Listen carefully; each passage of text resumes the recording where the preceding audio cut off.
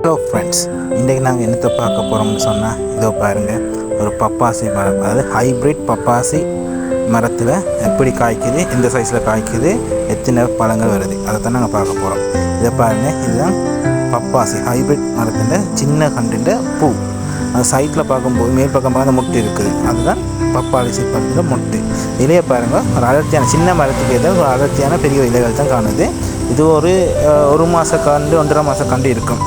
அதுதான் அதுக்கு தடிப்பத்தை பாருங்கள், அந்த வேறு ஒன்று தடிப்பு மேலே தனது பாருங்கள். அப்படியே பார்க்கும்போது இலைகள் அந்த அடர்த்தி எவ்வளோ பெரிய இலைகள் என்று பாருங்கள். பப்பாசி சின்ன கண்டுன்ற இலைகள். இதுதான் இந்த பூ, அதாவது பப்பாசி இந்த பூ. இது நிறைய பேர் தெரிஞ்சிருக்காது பூ. அதுதான் நான் ஜூம் பண்ணி உங்களுக்கு கிட்ட கொண்டு வந்து காட்டுறேன். இது பக்கத்தில் இருக்கிறது சின்ன இதழ் மாதிரி, அதுதான் மொட்டு. இந்த மொட்டு பூ தான் அந்த பூவாக வருது.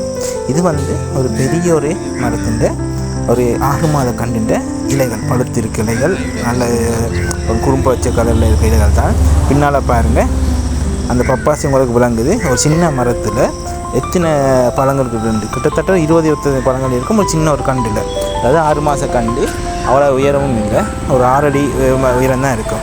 அதுக்கு இவ்வளோ இதுகள் எத்தனை 20-25 மாதிரி இருக்குது. இன்னும் நிறைய பூத்து காய்க்க வேண்டியதாக இருக்குது. இதைத்தான் நீங்கள் பார்க்குறீங்க. பாருங்கள், இதுலேருந்து மேலே வரையும் காட்டுறேன். இவ்வளோ தான் உயரம். அந்த உயரத்துக்கு ஏற்ற விட காய்க்கிற காய்கள் நிறைய. நீங்கள் வளமையாக ஒரு பப்பாசி எடுக்கும்போது அந்த பழம் காய்க்கிறது மேலே அந்த உச்சியில் மட்டும்தான் காய்க்கும்.